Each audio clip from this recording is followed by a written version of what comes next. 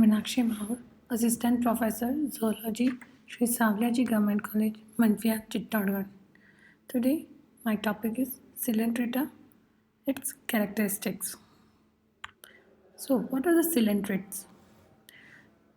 The phylum Cnidaria or coelentrates includes diverse animals like jellyfish, sea anemone, corals, and hydra.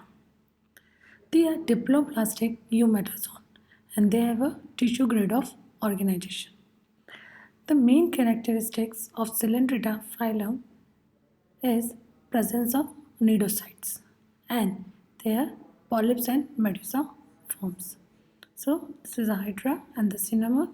These are the examples of phylum Coelenterata. So these are the characteristics. Coelenterata belongs to kingdom Animalia.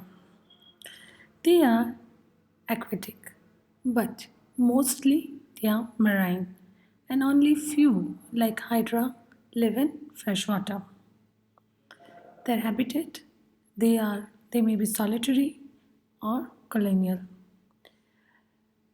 Each individual is known as zooid. They may be sedentary or free swimming. Then symmetry, they are radially symmetrical or they may be biradial. Sea anemones are in biradial symmetry. They have a tissue grade of organizations. Actually, in them, cells are mostly scattered and they are specialized for different functions. And some cells form tissue like nerve net or nerve tissue. Now, germ layer, they are diploblastic with two cellular layer, an outer layer and the inner layer. Outer layer is called as ectoderm or epidermis. It is the layer which makes up the cell outside the body. And the inner layer is called endoderm, which is also known as gastrodermis. It is the other form which lies the inner part of the body. Uh, there is also non-cellular layer which is known as mesoglea. It is present between the ectoderm and endoderm. Means it is present between epidermis and gastrodermis. Now coelom, the blind sac-like central cavity is called coelentron, um, which is also known as gastrovascular cavity. And because of the presence of coelentron, they are named as coelenterata. This cavity opens out by mouth, and mouth is surrounded by tentacles. Mouth is used for ingestion as well as for egestion. Actually, there are two forms present in coelenterate, polyps and medusa, which I'll discuss later. So, mouth of polyps and the bell margin of medusa, they are encircled by short and slender tentacles. Now, nematocyst. These are the most distinguishing feature of the phylum Coelenterata.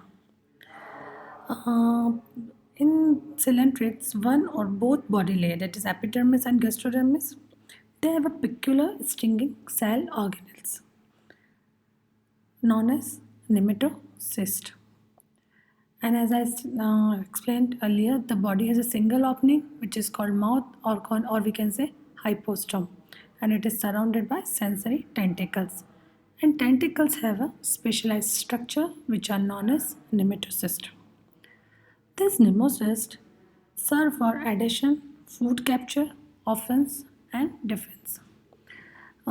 These tentacles help in capturing and the paralyzing prey. Coelentrates simply have tentacles, and when a prey comes in contact, the nematocyst ingests the toxin, and which paralyzes or kills the prey.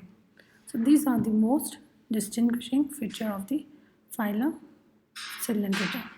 So here you can see this is a hydra and this is a hypostome over here, and the mouth or hypostome is surrounded by tentacles. In tentacles there are nematocysts. When prey comes in contact with uh, animal, they discharge thread, or we can say nemesis over here, and it injects a toxin and it paralyzes or kills the prey. Now nutrition. They are holozoic in nature, and then digestion. In Coelenterata, digestion is of both type, intracellular and extracellular. Digestion is first extracellular, means digestion takes place outside the cell, and then it becomes intracellular, means in the nutritive muscular cells of gastrodermis. So there is a both type of digestion, intracellular and extracellular. Then respiration and excretion. Uh, these both processes are accomplished by simple diffusion. Then circulatory system is absent in them. So respiratory, circulatory, excretory system, all these systems are absent in phylum Coelenterata. Then nervous system is of primitive type and it is a poorly developed. In Coelentrates, neurons are interconnected and they form a pair of nerve nets, one in epidermis and another in gastrodermis. And the two nerve nets are joined by neurons and that crosses the mesoglea. Nerve impulse conduction is of diffuse conduction and nerve impulse can travel in any direction. And besides nerve nets, medusa have a nerve bricks as well and a ganglia around the margin of the bell. So this is a hydra and it's a mouth or hypostome, and these are the tentacles, and here you can see neurites, or these are the nerve cells which are forming nerve net. Then one more distinguishing feature of Coelentrates, polymorphism is present in them, means there are many forms in Coelentrates. Main two forms are polyps and medusa.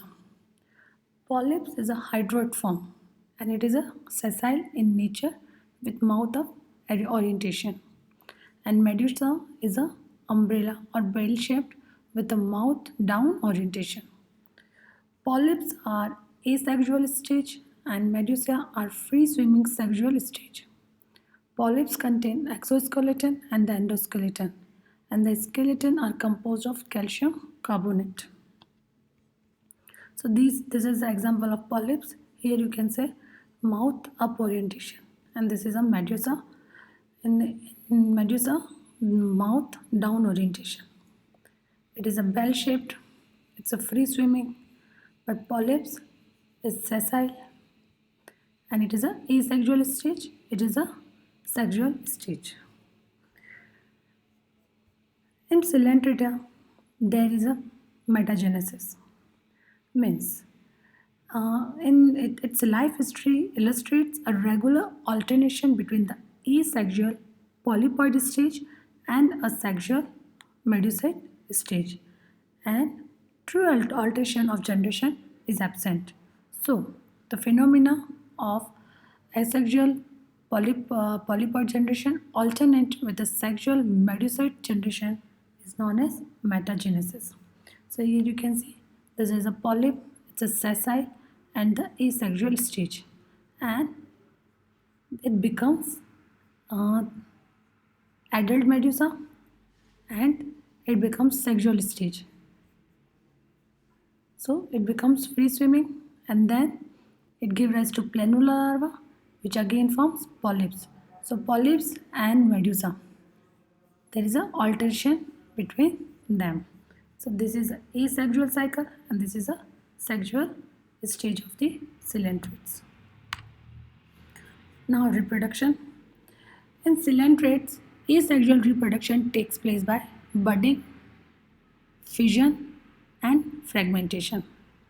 And sexual reproduction occurs by gametic fusion. Coelenterids are generally unisexual, but some are bisexual.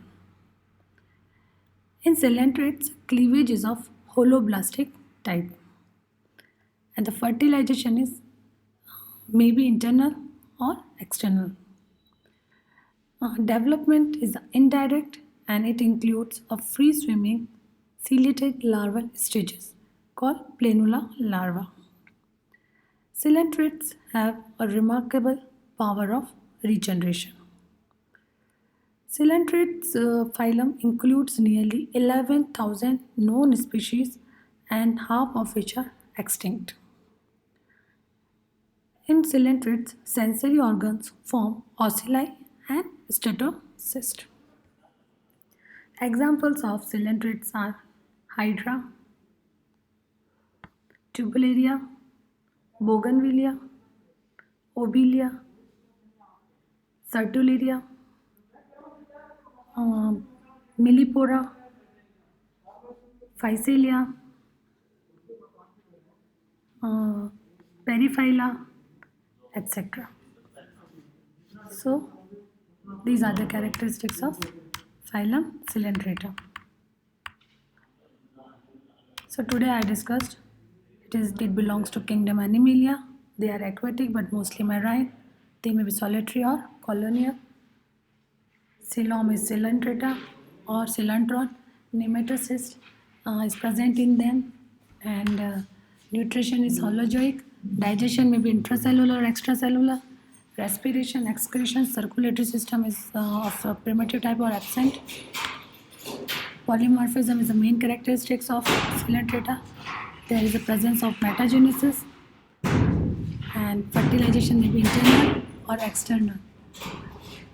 So, thank you.